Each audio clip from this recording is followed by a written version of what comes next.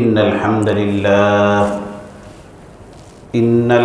لله نحمده ونستعينه ونستغفره ونؤمن به ونتوكل عليه ونعوذ بالله من شرور أنفسنا ومن سيئات أعمالنا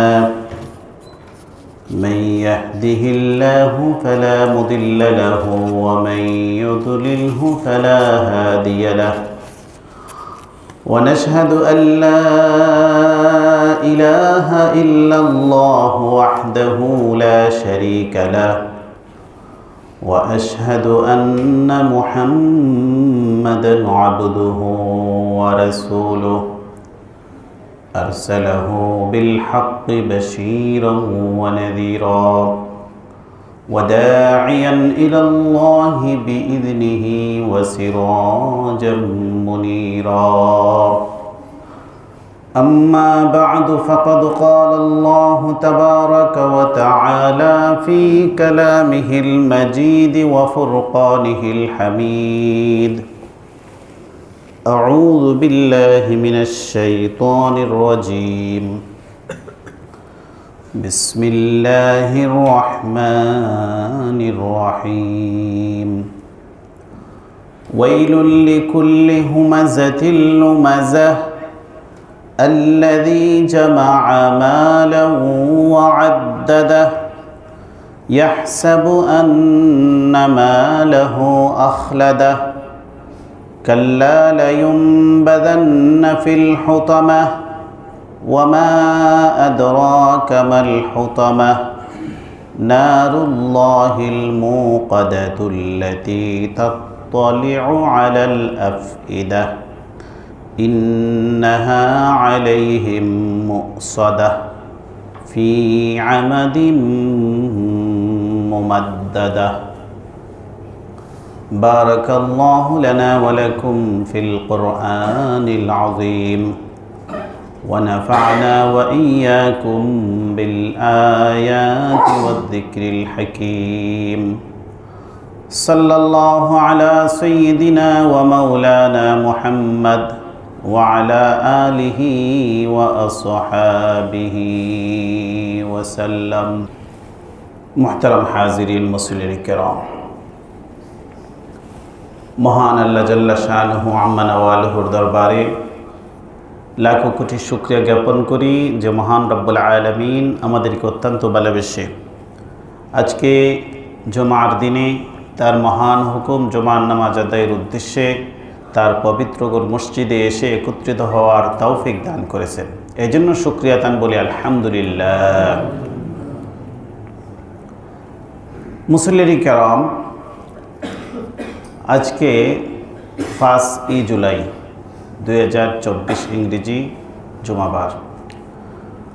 আজকের জুমায় আমাদের নির্ধারিত আলোচ্য বিষয় হচ্ছে গীবত ও চুগলখড়ি। অত্যন্ত গুরুত্বপূর্ণ একটি বিষয়। এই বিষয়ে আলোচনা করার জন্য আমি আপনাদের সামনে পবিত্র কোরআনুল কারীমের একখানা ছোট্ট সূরা তেলাওয়াত করেছি। এই সূরাটি আমাদের সবার কাছে পরিচিত। সূরাটি হচ্ছে সূরা আল হুমাযা। এই সূরাটি আমরা প্রায় সময় মাগরিবের সালাতে এই সূরাটা আমরা তেলাওয়াত করে থাকি।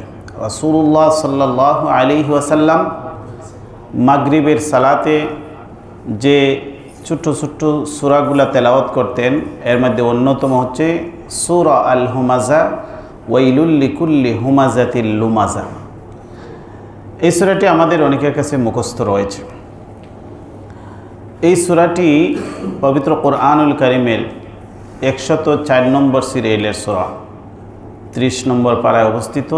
এই সূরাটি মক্কায় অবতীর্ণ। এই সূরার মধ্যে মাত্র 9খানা আয়াত রয়েছে। এই সূরা নিয়ে আমরা অতীতে আরও অনেক জুমায় আলোচনা করেছি। আজকেও আমাদের আলোচ্য বিষয়ের সাথে সামঞ্জস্য থাকায় আজকেও এই সূরাখানা আমি তেলাওয়াত করেছি। এই সূরা থেকে আলোকেই আজকে আলোচনা করার ইচ্ছা করছি। ওমা তৌফিকি ইল্লা বিল্লাহ। এই সূরাটি নাজিল হওয়ার প্রেক্ষাপট সম্পর্কে সংক্ষিপ্ত আমরা ধারণা নিয়ে নিই। সূরাটি নাজিল হয়েছে রাসূলুল্লাহ সাল্লাল্লাহু আলাইহি ওয়াসাল্লামের হিজরতের পূর্বে, অর্থাৎ মক্কি জীবনে। মক্কি জীবনে রাসূলুল্লাহ সাল্লাল্লাহু আলাইহি ওয়াসাল্লাম সবচাইতে বেশি জুলুমের শিকার হয়েছে। যারা রাসূলুল্লাহ সাল্লাল্লাহু আলাইহি ওয়াসাল্লামকে কষ্ট দিত, এর মধ্যে অন্যতম কয়েকজন ব্যক্তি যারা অত্যন্ত দুষ্ট প্রকৃতির লোক ছিল। এর মধ্যে অন্যতম হচ্ছে ওলীদ ইবনে মুগীরা, আখনাস ইবনে শুরাইক, আস ইবনে ওয়াইল, এরকম কিছু দুষ্ট দুরাচার ব্যক্তি ছিল যারা রাসূলুল্লাহ সাল্লাল্লাহু আলাইহি ওয়াসাল্লামের খুব বেশি নিন্দা করত, খুব বেশি সমালোচনা করত, খুব বেশি গালমন্দ করত। রাসূলুল্লাহ সাল্লাল্লাহু আলাইহি ওয়াসাল্লামকে কথা দিয়ে, ইশারা ইঙ্গিত করে, ব্যঙ্গে বিচিত্র করে, গালমন্দ করে রাসূলুল্লাহ সাল্লাল্লাহু আলাইহি ওয়াসাল্লামকে কষ্ট দিত।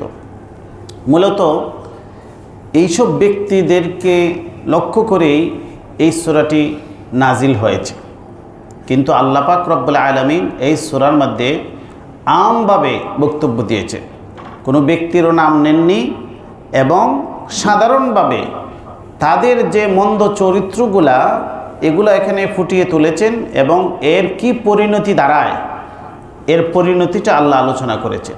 কারণ কোরআন হচ্ছে চিরন্তন, কোরআন কিয়ামত পর্যন্ত এই কোরআন থেকে মানুষ শিক্ষা গ্রহণ করবে। এই জন্য কোরআনের বক্তব্যের মাঝে সামগ্রিকতা থাকে, যেন যে কোনো কালের, যে কোনো যুগের মানুষ যেন এই কোরআনের বক্তব্য থেকে শিক্ষা নিতে পারে।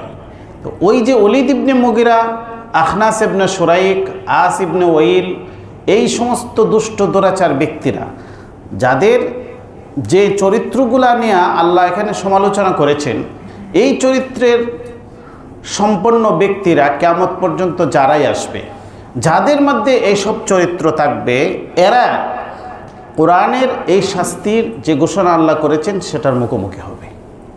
এই জন্য আল্লাহ বলেছেন ওয়াইলুল লিকুল্লি হুমাজাতিল লুমাজা, প্রত্যেক হুমাজা লুমাজার জন্য দুর্ভোগ। তাহলে আমরা বুঝতে পারি হুমাজা এবং লুমাজা এর অর্থ কী, এটা আমরা প্রথমেই জানতে হবে। তো আল্লাহ এই সূরাটা সূচনা করেছেন ওয়াইলুনের মাধ্যমে। ওয়াইলুন মানে ধ্বংস, ওয়াইলুন মানে দুর্ভোগ, ওয়াইলুন মানে এমন অবস্থায় ওয়াইলুন শব্দ ব্যবহার করা হয়। আরবের ভাষায় এটা একটা প্রচলিত অর্থ, ওয়াইলি ফুলানিন, ওয়াইলি ফুলালিন। মূলত শব্দটি হচ্ছে ওয়াই, ওয়াই মানে তোমার প্রতি আমি খুব বিরক্ত, ওয়াই। আরবের মানুষ কারো প্রতি যখন বিরক্ত হতো, কারো আচার আচরণে, কথাবার্তায়, তখন বলতো ওয়াই, ওয়াইলাক, তোমার দুর্ভোগ হোক, তুমি ধ্বংস হও। সেই ভাষার রীতি অনুসরণ করে আল্লাহ বলেছেন ওয়াইলুন, ধ্বংস, হালাক। কাদের জন্য? লিকুল্লি, কুল মানে প্রত্যেক। এখানে আল্লাহ সুনির্দিষ্ট কোনো ব্যক্তি বিশেষের কথা বলেননি, বলেন লিকুল্লি, প্রত্যেক হুমাজা লুমাজা, প্রত্যেক হুমাজা লুমাজার জন্য ধ্বংস। তাহলে মানুষের প্রতি বিরক্ত হয়, বিরক্ত হয়ে অনেক কথা বলে, ধ্বংস কামনা করে। কিন্তু আল্লাহ যদি কারো প্রতি বিরক্ত হন আর আল্লাহ যদি বলেন ওয়াইল, ধ্বংস, দুর্ভোগ, তাহলে এটা আর কত মারাত্মক হয়ে দাঁড়ায়। তো আল্লাহ বলেন ওয়াইলুন, ধ্বংস, হালাক, লিকুল্লি হুমাজা লুমাজা, প্রত্যেক হুমাজা লুমাজার জন্য। তাহলে এই হুমাজা লুমাজা কি জিনিস? হুমাজা মূল শব্দ হচ্ছে হামজুন, লুমাজার মূল শব্দ হচ্ছে লামজুন। মানে হামজুন মানে কি? অর্থ হচ্ছে আল কাসরু, আর লামজুন অর্থ কি? আত্তানু ওয়াজ্জারবু, তাফসীরের কিতাবে লেখা হয়েছে এই শব্দগুলার বিশ্লেষণ। হামজুন মানে আল কাসরু, ভাঙ্গা। এজন্য আরবি 29টা হরফের মাঝে একটি হরফ আছে হামজা। হামজাটা দেখবেন বাঙ্গা, মানে হামজাটা কিন্তু ফুল জায়গা নেয় না, একটা সুনির্দিষ্ট সামান্য জায়গার মধ্যে এটা লেখা যায়। এটা একটি বাঙ্গা অক্ষর, এই জন্য হামজাকে হামজা বলা হয়। তাহলে হুমাজা শব্দের উৎস হচ্ছে হামজুন। হামজুনের অর্থ বলেছেন আল কাসরু, ভাঙ্গা। আর লুমাজার মূল শব্দ হচ্ছে লামজুন। লামজুনের অর্থ মানে তাফসীরের কিতাবে লেখা হচ্ছে আত-তানু ওয়াজ-জারবু। তানু মানে গালমন্দ করা, গালি দেওয়া, আর জারবু প্রহার করা। তাহলে আল্লাহ যে বলেছেন আল হুমাজা লুমাজা, ওয়াইলুন লিকুল্লি হুমাজা লুমাজা। তাহলে হুমাজার লুমাজার অর্থ, সাধারণ অর্থ আমরা জানি যে হুমাজা লুমাজা হচ্ছে যারা পরনিন্দা করে, মানুষের প্রকাশ্যে নিন্দা করে, গোপনে নিন্দা করে। হুমাজা লুমাজা দুটোটা সমার্থক অর্থ, অর্থাৎ কাছাকাছি অর্থ। কোনো সময় হুমাজা আর লুমাজা দুটোটা একই অর্থে ব্যবহার হয়, আবার কোথাও ভিন্ন ভিন্ন অর্থে ব্যবহার হয়। তাহলে মূল শব্দ হতে মূল বিষয় হচ্ছে পরনিন্দা করা, গীবত করা, অন্যের সমালোচনা করা। এটা প্রকাশ্যে হোক অপ্রকাশ্যে হোক, সামনাসামনি হোক আর পিছনে হোক। তাহলে হুমাজা আর লুমাজা, হুমাজা হচ্ছে যারা অন্যের নিন্দা করে, অন্যের নিন্দাবাদ করে, অন্যের সমালোচনা করে অন্যের পিছনে অনুপস্থিতিতে। আর লুমাজা হচ্ছে যারা সামনাসামনি কোনো মানুষকে তার দোষ বর্ণনা করে, ভৎসনা করে, তাকে অপমান করে, তুচ্ছ তাচ্ছিল্য করে। তাহলে এই যে মূল অর্থের সাথে এটার একটি কি সম্পর্ক, সেটাই আমাদের বোঝার বিষয়। তাহলে হামজুন অর্থ কি বলছি আমরা? আল কাসরু, ভাঙ্গা। কোনো মানুষকে যদি নিন্দা করা হয়, সমালোচনা করা হয়, ভৎসনা করা হয়, গালমন্দ করা হয়, তাহলে এই লোকের হৃদয়টা ভেঙে যায়, তার অন্তর কি হয়ে যায়? ভেঙে যায়। অর্থাৎ সে ভেঙে পড়ে যে আমাকে অপমান করা হলো, আমাকে তুচ্ছ তাচ্ছিল্য করা হলো, আমাকে গালমন্দ করা হলো, ভৎসনা করা হলো, এর দ্বারাতে তার হৃদয় ভেঙে যায়। এটা তাফসীরের কিতাবে লেখা হয়েছে। এটা বিভিন্নভাবে হতে পারে, যে কোনো মানুষের গীবতের মাধ্যমে, তার অনুপস্থিতিতে সমালোচনার মাধ্যমে তাকে আঘাত দেওয়া যেতে পারে। তাকে সরাসরি তাকে ভৎসনা করে, তাকে গালমন্দ করে, তার মন্দ দুষ তার মুখে মুখে তাকে কথা বলে তাকে আঘাতপ্রাপ্ত করা যেতে পারে। চুগলখড়ির মাধ্যমে তার কথাটা অন্যের কাছে লাগিয়ে দিয়ে তার সাথে অন্যের ঝগড়া বাঁধিয়ে দেওয়া যেতে পারে। এটা চুগলখড়ির মাধ্যমেও হতে পারে। কোনো ব্যক্তিকে ঠাট্টা বিদ্রূপের পাত্র বানিয়ে এটা হুমাজা লুমাজা হতে পারে। যেমন এটাকে বলা হয় তাসখির, সখরিয়া। সূরা আল হুজরাতের মাঝে আল্লাহ ৬টি বিষয়কে হারাম করেছেন, এর মাঝে হচ্ছে তাসখির, সখরিয়া। ইয়া আইয়ুহাল্লাযীনা আমানু লা ইয়াসখার কওমুম মিন কওমিন আসা ইয়াকুনু খায়রাম মিনহুম। তোমরা একে অপরকে ঠাট্টার পাত্রে পরিণত করবে না। তাকে যখন আপনি তাকে নিয়ে ট্রল করবেন, তাকে ঠাট্টার পাত্র বানাবেন, এটা হচ্ছে আল্লাহ বলেন আসা ইয়াকুনু খায়রাম মিনহুম। যাকে নিয়ে আমরা ঠাট্টা করছি সে আমার চাইতে উত্তম হতে পারে, কোনো না কোনো দিক দিয়ে তার মধ্যে ভালো গুণ থাকতে পারে যা আমার চাইতে সে উত্তম হতে পারে। আল্লাহ বলেন আসা ইয়াকুনু খায়রাম মিনহুম। তাহলে তাসখির করা, কাউকে ঠাট্টা বিদ্রূপের মাধ্যমে তার হৃদয়ে ভেঙে দেওয়া যেতে পারে। এখানে হুমাজা লুমাজার অর্থ রয়েছে। কারো প্রতি ইশারা ইঙ্গিতে কোনো কথা বলে, অথবা কাউকে কুসা দিয়ে কথা বলে তার হৃদয়ে আঘাত দেওয়া যেতে পারে। কুসা দিয়ে কথা বলা, কেনায়া, কেনায়াতান কথা বলা, আরবি শব্দ কেনায়া, বাংলাতে বলে কুসা দেওয়া। এটা পিন দিয়ে কেউ যদি কুসা দেয় তাহলে তার যেমন আঘাত লাগে, ঠিক তেমনভাবে কুসা দিয়ে কথা বললে তার হৃদয়ের মধ্যে আঘাত লাগে। কারণ এমন আঘাত যেটার কোনো সে প্রতিকার সাধন করতে পারে না। আপনি তাকে সরাসরি বলেন নাই, কিন্তু কুসা দিয়ে তাকে বলছেন, টেস্ট দিয়ে কথা বলছেন, তখন সে সরাসরি এটার প্রতিবাদ করতে পারে না। যখন কথা বলতে চায় আপনি ভিন্নভাবে এটা ব্যাখ্যা করেন, তা আমি তো এটা আপনাকে বলি নাই, আর এটাতে তো আমি এটা বোঝাই না, আমি ভিন্নটা বুঝিয়েছি। মানে এটা এমন একটা অস্বস্তিকর পরিস্থিতি তৈরি করে যে তার হৃদয় জ্বলে পুড়ে সারখার হয়ে যায়। যে কুসা দিয়ে কথা বলা এটা দুষ্ট লোকদের আলামত। এরা বেশি বেশি কুসা দিয়ে কেনায়াতান কথা বলবে, সরাসরি কথা বলবে না। রাসূলুল্লাহ সাল্লাল্লাহু আলাইহি ওয়াসাল্লাম দীর্ঘ হাদিস রয়েছে, এগুলার মধ্যে রাসূল ঘুরিয়ে পিছিয়ে যারা কথা বলে এদেরকে জাহান্নামী বলেছেন। জাহান্নামী মানুষের মানে আলামত হচ্ছে এরা সহজ সরলভাবে কথা বলবে না, এদের কথার মাঝে খুব বেশি মার পেঁচ থাকবে, ঘুরিয়ে পেঁচিয়ে চাবিয়ে কথা বলবে, এবং এরা মানুষকে বেশি অংশ কথা কুসা ঘাওয়া দিয়ে মানুষকে কথা বলবে। তো এই যে হুমাজার লুমাজার অর্থের ভিতরে এটাও রয়েছে, তাফসিরের কিতাবে লেখা আছে যে মানুষকে কুসা ঘা দিয়ে কথা বলা। তো এইগুলো হচ্ছে এর মাধ্যমে মানুষকে অপমান করা হয়, অপদস্থ করা হয়, তার হৃদয়কে ব্যঙ্গে দেওয়া হয়। এর জন্য হুমাজার অর্থ হচ্ছে আল কাসরু, ব্যঙ্গে দেওয়া, আর লামজুন অর্থ কি জরবু, আঘাত করা। তো এখন আপনি বলবেন যে এখানে গীবত শেখায়ত আর কুসা দিয়ে কথার মাধ্যমে তারেকেও তো আসলে এইভাবে কোনো আঘাত প্রহার করা হয় না। কিন্তু দেখেন কবি এটাকে ব্যাখ্যা করছেন কিভাবে, জারাহাতুস সিনানি লাহাত্তিয়াম ওয়ালা ইয়ালতামু মা জারাহাল লিসান।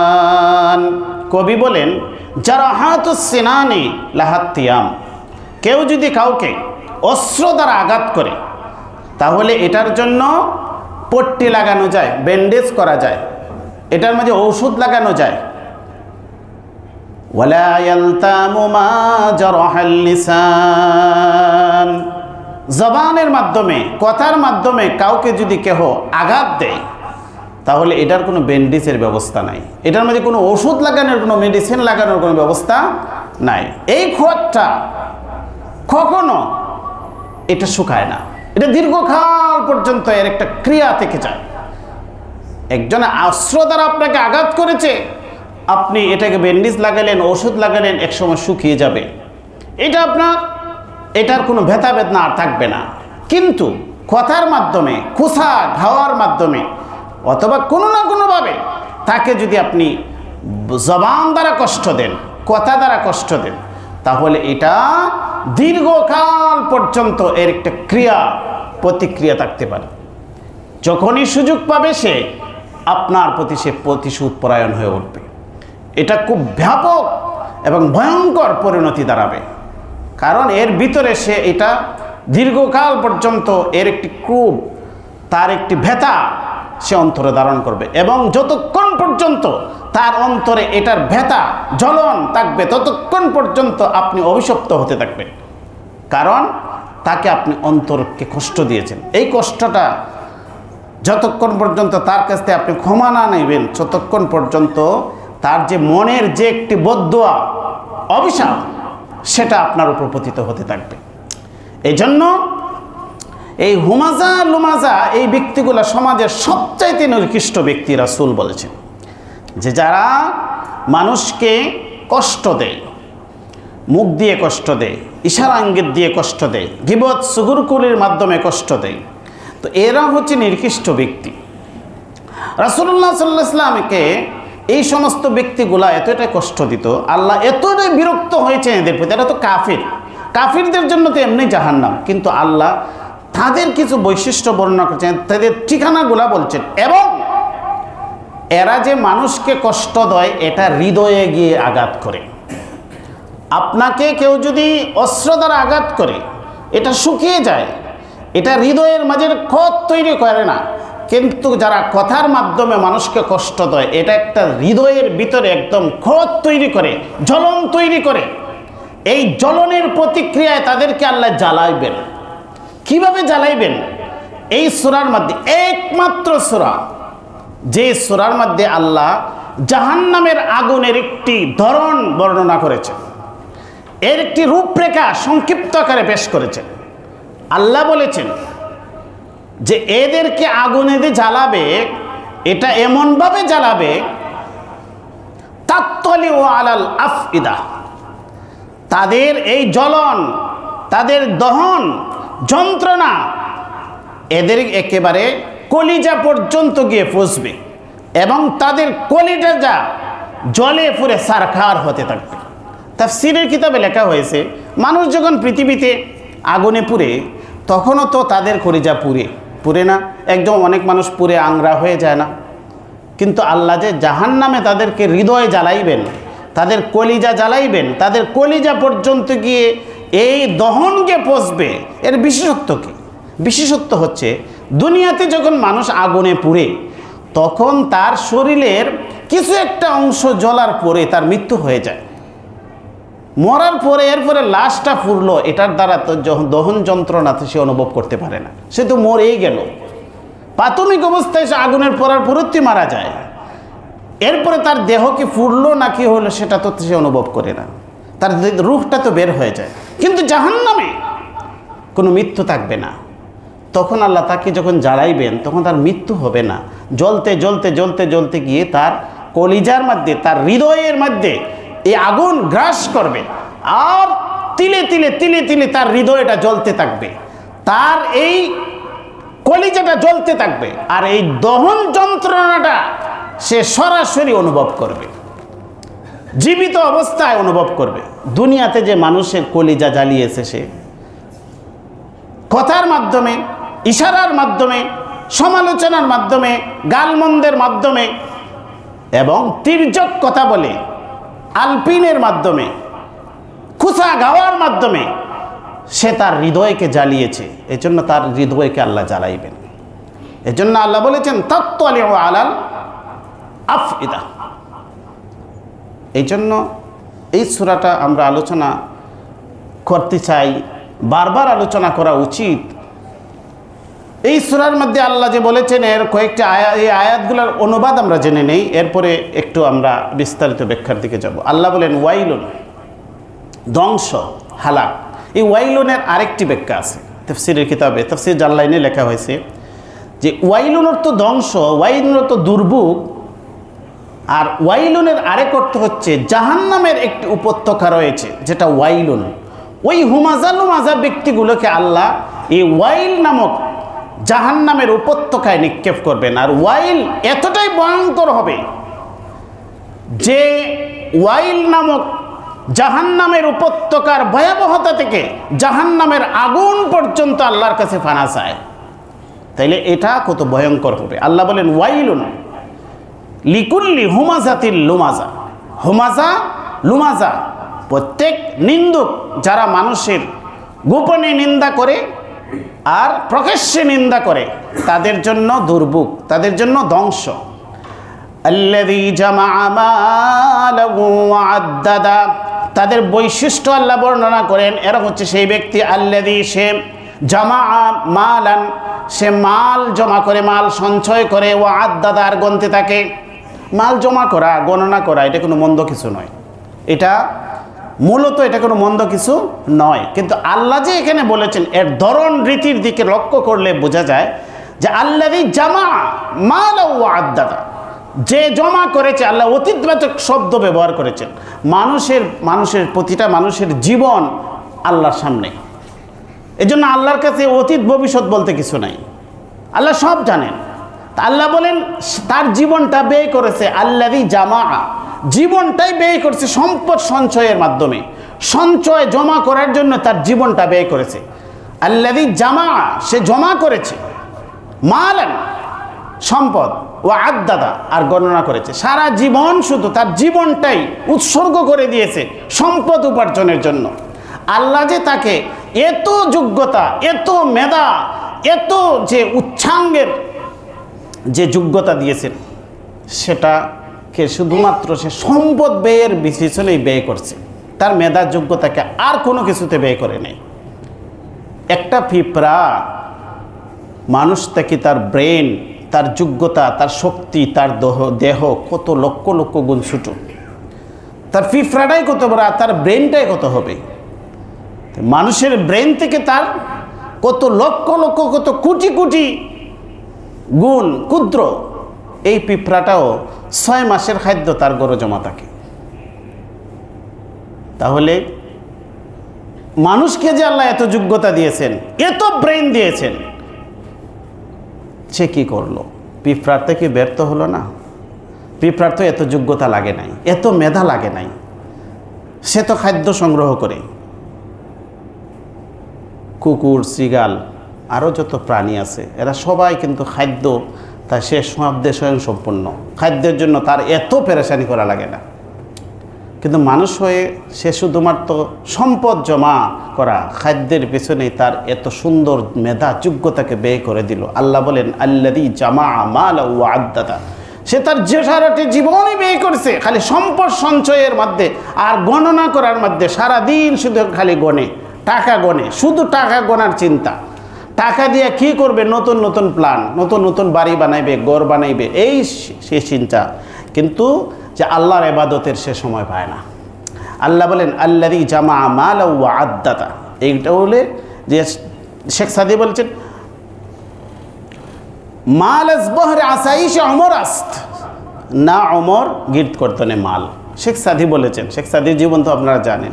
তো কত সন্ন সারা ব্যক্তি ছিলেন, কিন্তু ওনার রিজিকের কোনো অভাব হয় নাই। মানুষকে তিনি দেখেছেন যে এত পেরেশানি করে খাদ্যের জন্য, এত টেনশন, কিন্তু উনি টেনশন নাই। উনি কবি মানুষ, ভবঘুরে মানুষ, গোরান ফেরান খান, ওনার সংসারও চলে, জীবনও চলে, কবির গিরিও চলে, আল্লাহর বন্দিগিও চলে, আবাদতও চলে, ওনার কোনো টেনশন নাই। রাজা বাদশারা ওনাকে দাওয়াত করে নিত না, রহস্য জিজ্ঞেস করতো শেখ সাদি আপনার কোনো টেনশন নাই কেন? আপনার এত এত স্বাধীনভাবে কেমনে চলেন? আমরা তো চলতে পারি না, আমাদের তো ঘুম থেকে উঠে পেরেশানি তৈরি হয়, রাত্রে আমাদের ঘুমও হয় না ঠিক মতো, আর আপনি কিভাবে এত স্বাচ্ছন্দ্যে চলেন? তিনি বলেন মাল আসবহর আসাইশ অমর আস্ত, না অমর গির্দ করতনে মাল। তিনি বলেন জীবনের প্রয়োজনে সম্পদ প্রয়োজন আছে, জীবনের জন্য সম্পদের প্রয়োজন আছে, যতটুকু হলে চলে অতটুকু হইলে যথেষ্ট হয়। এটা তো আমার এমনি ঘুরে ফিরে আমার হয়ে যায়, মাঝে মাঝে কিছু টুকটাক কাজকর্ম করি। উনি তো ববে করে চলতেন, যখন যে কাজ পাইতেন সেটাই করতেন। অল্প একটু উপার্জন করলে নিজের পরিবারের খাদ্যের ব্যবস্থা হয়ে গেছে, এরপরে শেষ, অন্য কাজে লেগে যেতেন, লেখালেখির কাজে, ঘোরাফেরার কাজে, ইবাদতের কাজে লেগে যেতেন।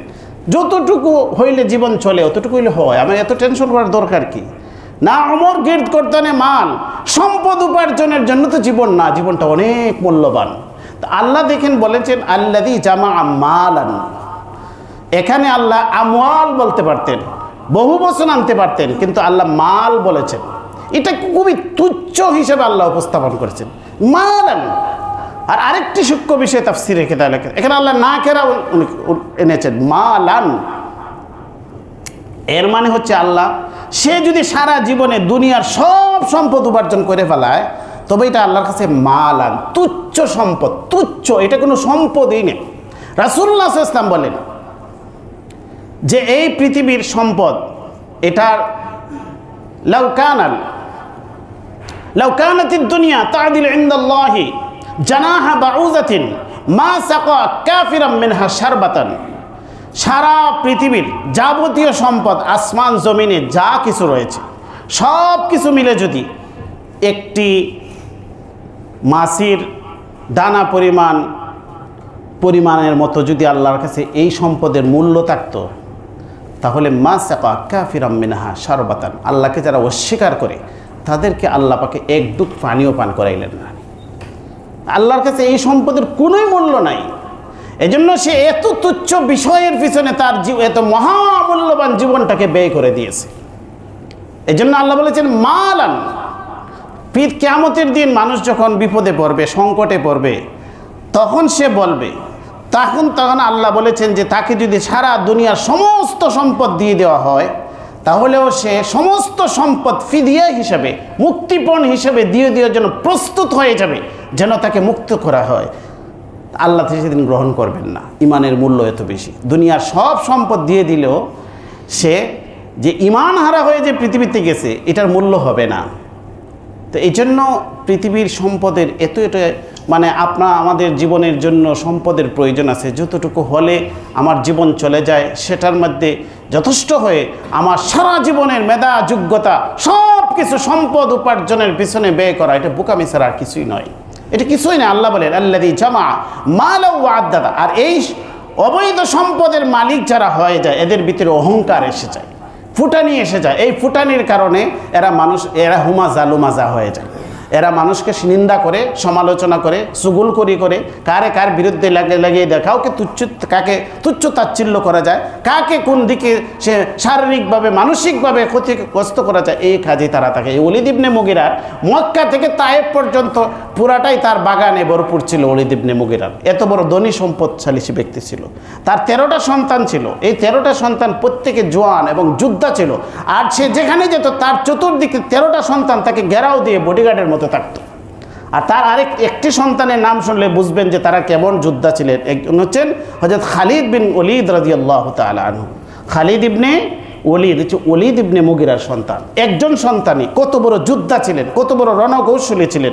আর তার এইরকম 13টা যোদ্ধা ছেলে, সে যেখানে যেত এরকম না যে সে দেশে ফিরে রয়েছে আর ছেলেরা ইউরোপ আমেরিকাতে ফিরে রয়েছে, বাবা এতিমের মতো করে, এরকম না। সে যে দিকে যেত 13টা সন্তান তার চতুর্দিক দিয়ে ঢাল তলোয়ার ধনুক নিয়ে তাকে পাহারাদের দিয়ে চলতো। আর সম্পদ যেদিকে যাইতো, যতদিকে চোখ যায় তার এরকম সম্পদ ছিল। আল্লাহ বলেন আল্লাযী জামা মালাও ওয়া আদ্দাদা ইয়াওমা ইয়ানফাউ মালু ওয়ালা বানুন। সেই দিনকে স্মরণ করো যেদিন সম্পদও কোনো কাজে আসবে না আর এই সন্তানও কোনো কাজে আসবে না। ইল্লা মান আতাল্লাহ বিকলবিন সালিম। যারা একটি সুস্থ সবল পরিশুদ্ধ আত্মা নিয়ে আল্লাহর কাছে যাবে তারাই সেদিন মুক্তি পাবে। আল্লাহ পাক রব্বুল আলামিন আমাদেরকে আমলের তৌফিক দান করুন। ওয়া আখির দাওয়ানা আলহামদুলিল্লাহি রাব্বিল আলামিন। মুসলিম আমরা যারা সুন্নাত পড়ি না সুন্নাত পড়ি।